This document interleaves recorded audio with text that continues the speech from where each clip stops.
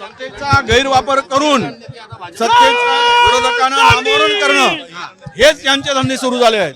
अरे तुमच्या दम असेल तर तुम्ही लोकशाही पद्धतीने पुढे या, कशाला शासकीय यंत्रणेचा वापर करता? नहीं, ये सरकार में अगर दम है तो डेमोक्रेसी को लेकर लड़ना चाहिए, डेमोक्रेसी के पद्धत से लड़ना चाहिए। इस तरह की कार्रवाई करके विरोधियों को खत्म करने का काम, अगर अपना ये सरकार इनको काम करना है सरकार को तो विकास की काम करे। यहाँ पे 1 रुपए का करप्शन नहीं हुआ है, जमीन वही के वही है, शेयर ट्रांसफर हुए, क्या सरकार का कोई लेना देना नहीं है इससे? सरकार को ये नहीं है, इसमें कुछ भी पुरावा एविडेंस इनके खिलाफ में नहीं है। ये जबरदस्ती इस तरह का माहौल बनाकर विरोधियों को दबाने के लिए और इस देश की डेमोक्रेसी खत्म करने के लिए, अरे इनमें दम है तो आए ना।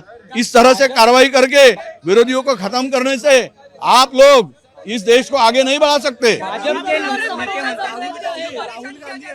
ये परेशान किया जा रहा है, ये पूरी तरह से साजिश है, ये रिवेंज पॉलिटिक्स है, ये हिंदुस्तान में कभी नहीं थी। इस तरह का माहौल देश में तैयार करके इन लोगों ने पूरा देश को बर्बाद करने के रास्ते पर लेके जा रहे हैं।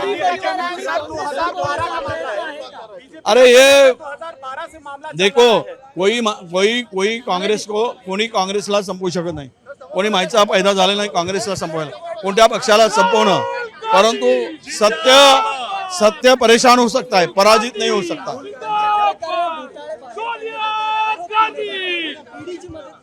किती सत्ताधाऱ्यावर, किती भाजपच्या लोकांवर ईडी झाली, किती भाजपच्या लोकांवर सीबीआय झाला, किती प्रकारचे आरोप झालेत, त्यावेळेस काय बिळात बसतात, जाऊन मूग गिळून का बसतात?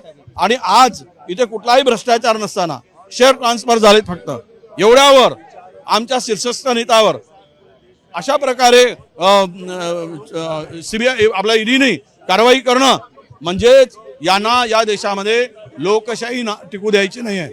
या देशामध्ये संविधानावर हा देश चालवायचा नाही आहे, दादागिरीवर हुकुमशाहीवर हा देश चालवायचा आहे। हे मोदी सरकारची भूमिका आहे। ते संविधानिक रूपानं लोकशाही पद्धतीनं लढण्याची यांची कुवत नाही, लढू शकत नाहीत, म्हणून रिवेंज पॉलिटिक्स करून दादागिरी करून अशा प्रकारे विरोधकांना नामोहरण करण्याना शासकीय यंत्रणेचा वापर करून करण्याचं काम सुरू आहे।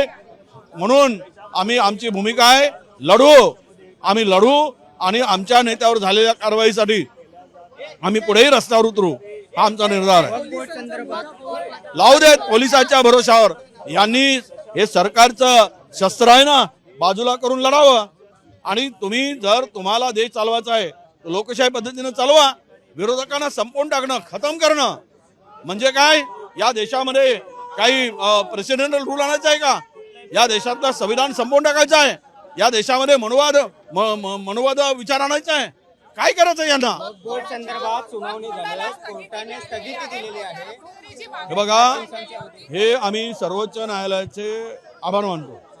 एखादा कायदा एखाद्या धर्माला नजरेपुढे ठेवून बदलायच्या भूमिकेतून आणि विभाजनाचं राजकारण करून अशा प्रकारचे कायदे आणणं हे चुकीचं आहे आणि हे स्पष्ट झालेलं आहे।